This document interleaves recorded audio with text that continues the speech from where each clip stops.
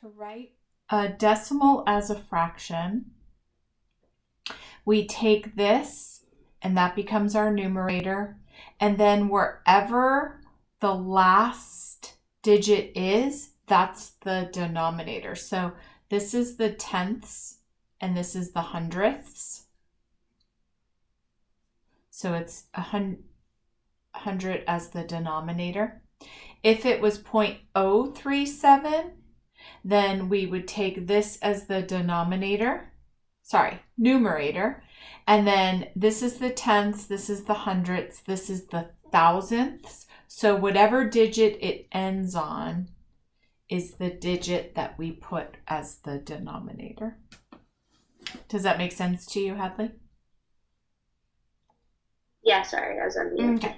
So the one that, number 1, it says 0.51. We take the 51, we put it as our numerator, and we put it over 100 because it ends in the hundredths. 0.731, we put 731 as the numerator, and then it's tenths, hundredths, thousandths. And then to change a fraction to a decimal, we have 2 ways we can do it. The easiest way is to turn it into a tenth, or if it was like 3 out of 50, you would change it into 100. So either a tenth or a hundredth is the easiest way to do it. Not all fractions are going to be able to be turned to that, so I'll show you what to do if that's not possible. But if it can turn into a tenth or a hundredth, how would I change my 5 to a 10? I would multiply it by 2, and anything I do to the bottom, I do to the top. So it's 6 tenths. And then 6 tenths looks like this. So we have our numerator right here, and our digit ends on the tenths. So it's the exact opposite of what we did here. We're now changing our fraction to a decimal. Does that make sense to you? Yeah. Okay, so let's do 4/5. How would we change that into a decimal? You would times it by you would times it by 2. So you change this to a 10, you multiply this times 2, and then what do I do? You would do 4 times 2. So now it's a fraction. How do I get it to a decimal? You would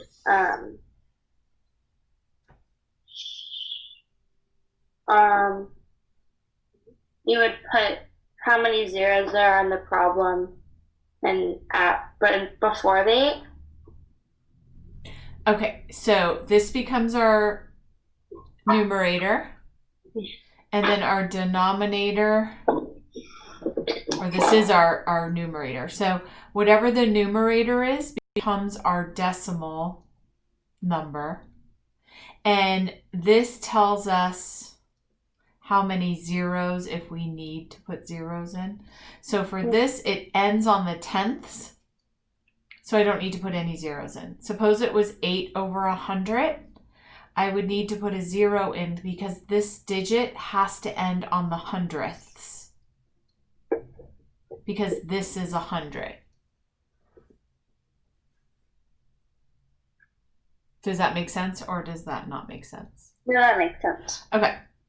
So if we had 3 over 50, we would try to change it to 100 because we can't change it to a 10, right? Like we did in the last one. So how would you get a 50 to 100? You would multiply it by 2, and anything you do to the bottom, you do to the top. So it becomes 6 100ths. And then this becomes our number. And then we need it to end on the hundredths place. So what do I have to do? I have to add a 0 here. Yeah. Okay. The next thing you are going to be doing is adding and subtracting fractions. We have done that a bazillion times. We've been training for this all our lives. So we have 1/3 plus 1/5. We find the common denominator. We multiply the denominator Anything you do to the denominator, you do to the numerator. Anything you do to the denominator, you do to the numerator. Now we have the same denominator, and we just add the numerators together. It is 8/15ths. If this was subtraction, our last step would, all these steps would be the same, and then our last step would be 5 minus 3, but it's an addition, so we're good to go. Yeah. Multiplying fractions, they're saying 5/6 times 3/4. So you would do 15 over 24. There is an easier way to do it. I'm going to show you how to do it. I don't think we've ever done it before. It is cross cancellation. I might have showed it to you, but I don't think it's your preferred way to do it. But I'll just show you how much easier it is.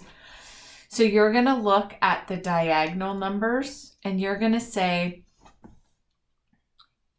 is 6 and 3 something that I can work with? And is 5 and 4 something I can work with? And by work with, I mean, does 3 divide into 6 or does 6 divide into 3? So 3 does go into 6 how many times? 2. And then 3 divided by 3 is 1.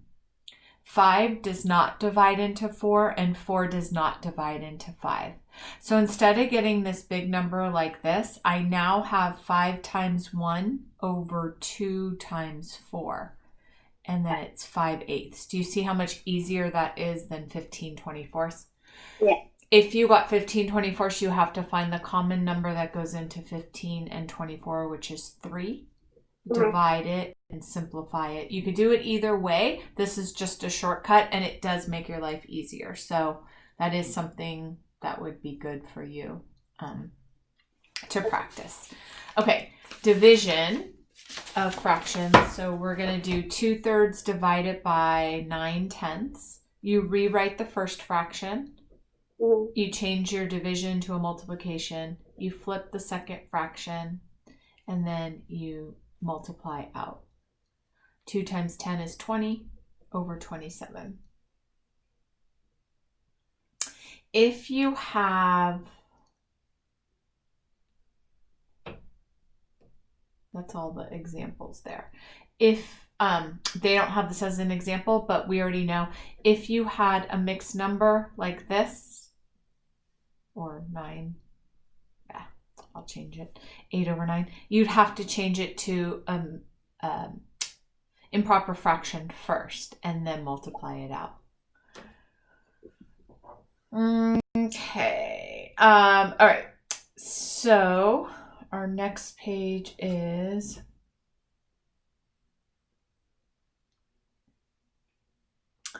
seven over 8. Okay. So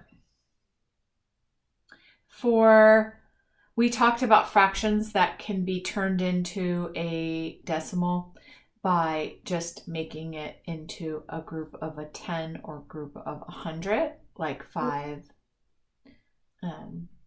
fifths we would be able to change, or 3/5 we would be able to change into a 10. But for 7/8, there is no way to do that. You cannot change it into a 10 or 100. So we have to use a different way. Here is the way. And it is super easy.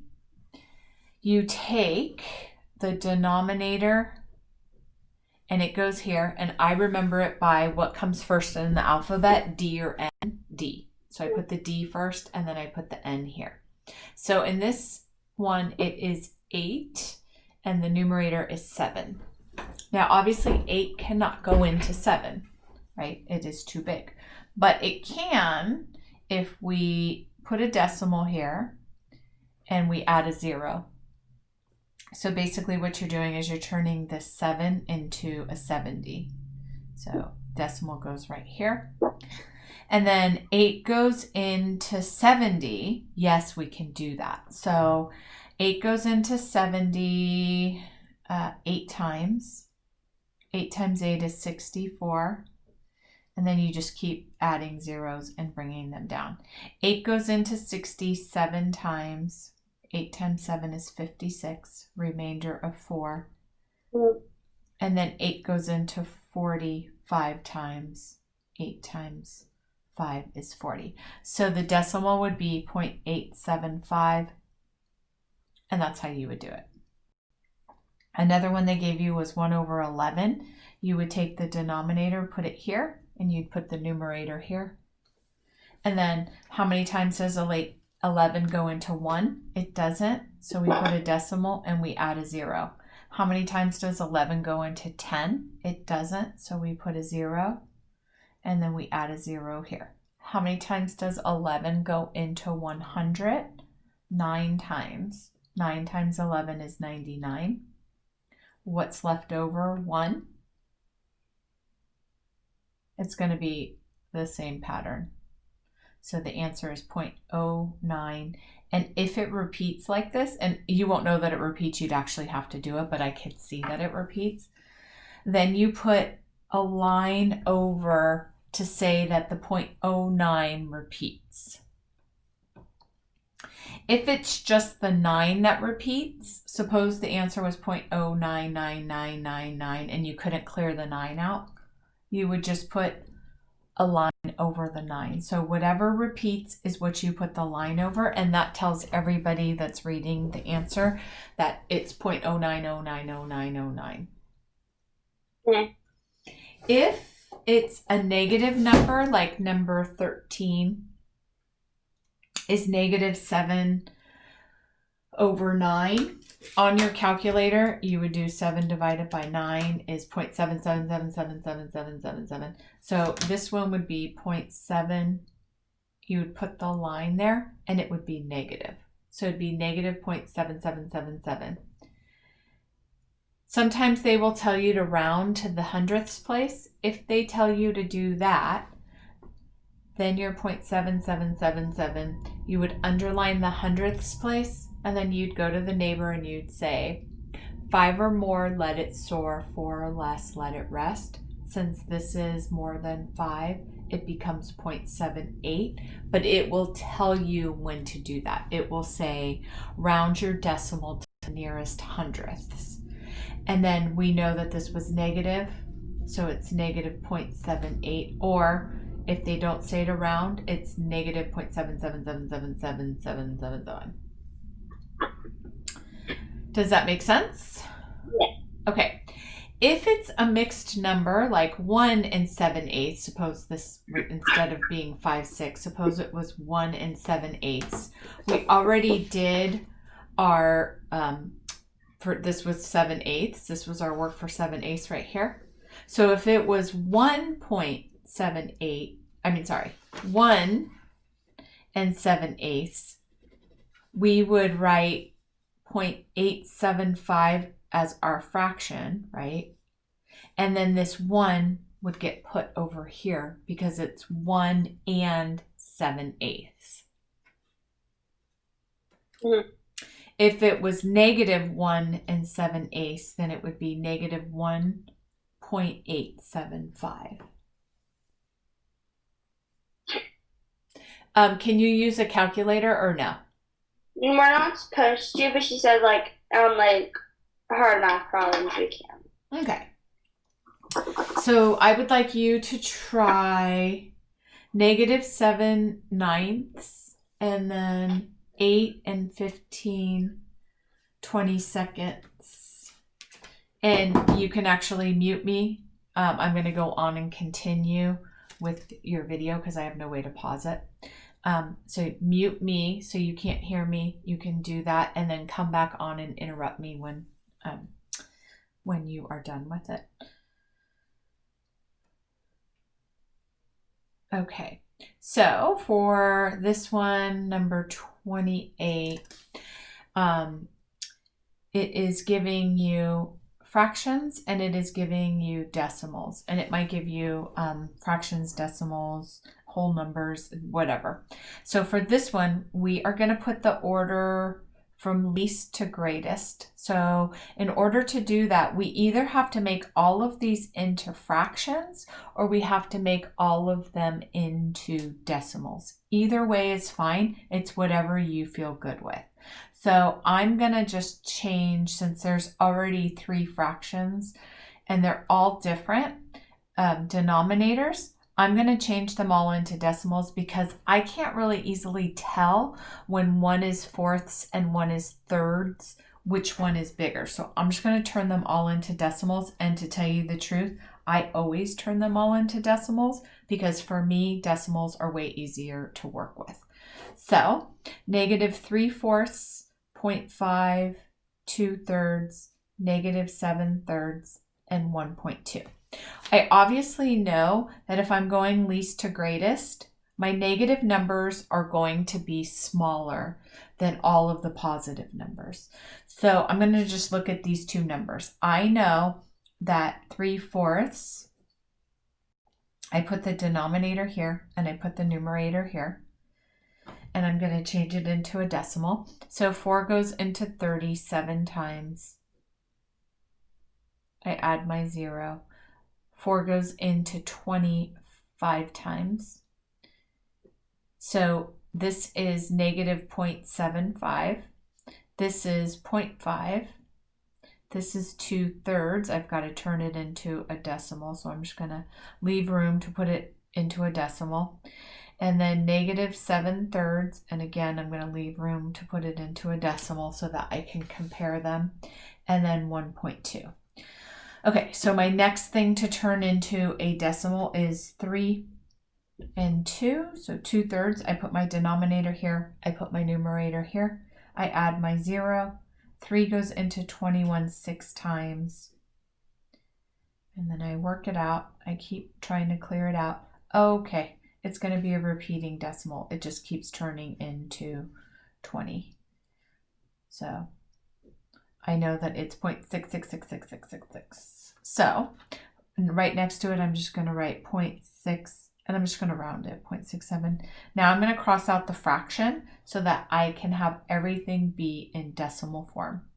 And then -7/3, I'm going to change from an improper fraction to a mixed number. So I say 3 goes into 7. And the reason why I do that is because we know that it's an improper fraction. So to change it to a mixed number first is going to help me, and then I'll change my mixed number into a decimal.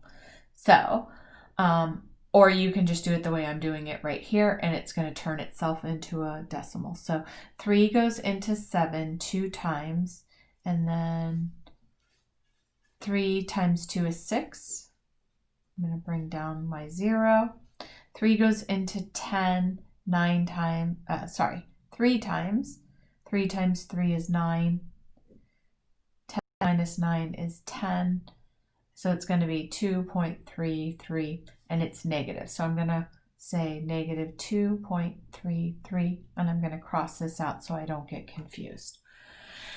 Now I have all of my negatives are going to be circled, or since I already used circle, I'm just going to make a triangle just so I can keep track of everything. You can do whatever you want. This is just how I track it. It makes it easy for me. I know that these negative numbers are going to be my least. So I'm going to write 2.33, and it's negative.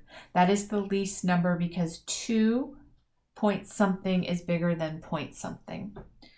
And then my second least number is -0.75. And now I have 0.5, 0.67, and 1.2. Okay, so I'm going to compare these. Which ones are bigger, which ones are smaller. So it's actually in order. 0.5 is the least, 0.67, and then 1.2. So these take a lot of work. That's why you're not going to get that many of them. Instead of giving you 10 or 15, they're just going to give you, 6 or something, because they do take a lot of time. Okay, so I think that is what you sent to me. I'm done. Okay, perfect. Do you want to send me 2.2 as well?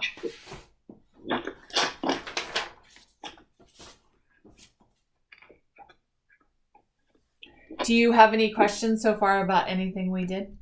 No, I do not. Okay. 2.1, 2.2.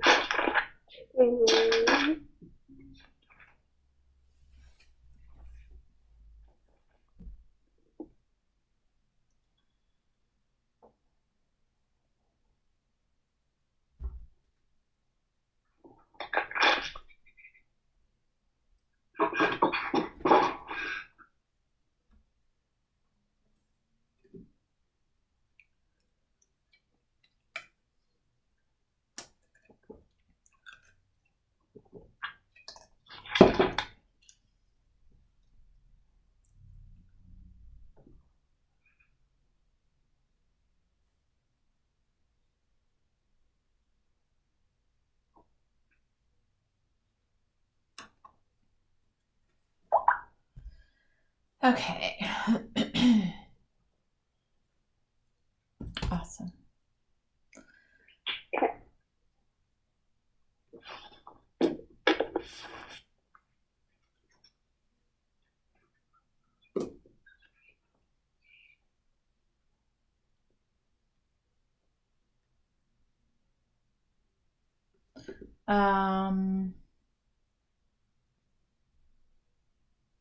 Okay, so adding rational numbers.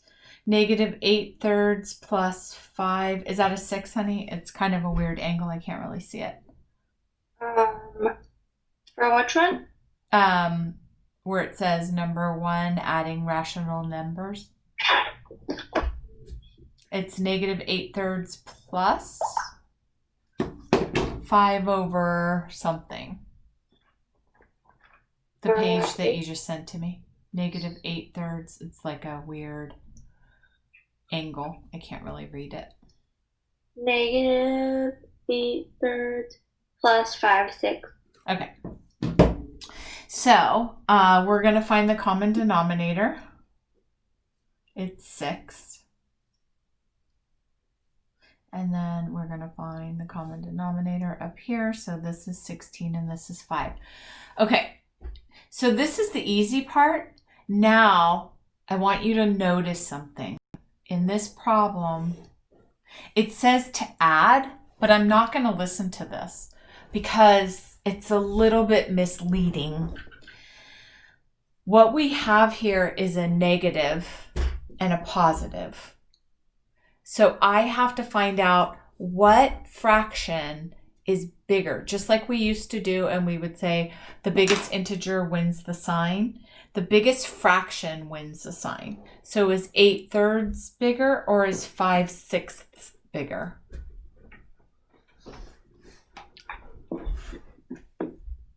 What's your guess? No, 5/6 is bigger. Are you sure? Yeah, because it's positive. But we're just looking at the fraction. Then it would be 8/3. Yeah. So remember, biggest integer wins the sign. Biggest fraction wins the sign. Mm-hmm. So this says add, but we're actually not going to add.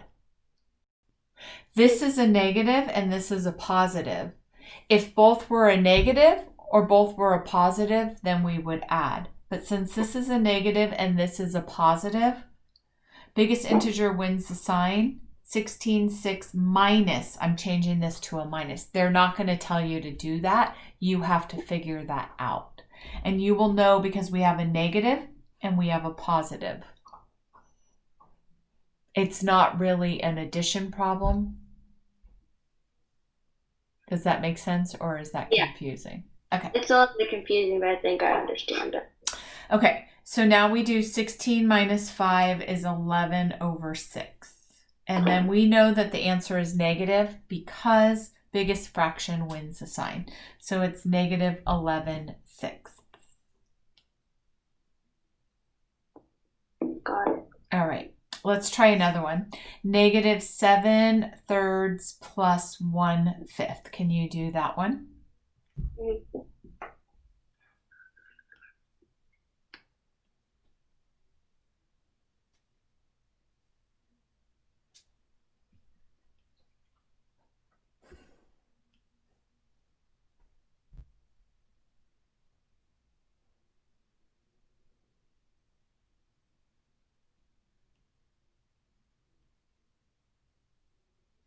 And then you can mute me because I'm going to go ahead and I'm going to explain this other concept. Okay, so when you are adding rational numbers that are decimals, you're going to do the same thing. This may not really be an addition problem. It's a negative and a positive. So biggest decimal wins the sign. 7.62 is the biggest decimal. So we're going to do 7.62. We have a positive and we have a negative. So we're going to actually subtract, not add. And then we do our regular math. 12 minus 5 is 7. 5 minus 0 is 5. 7 minus 4 is 3.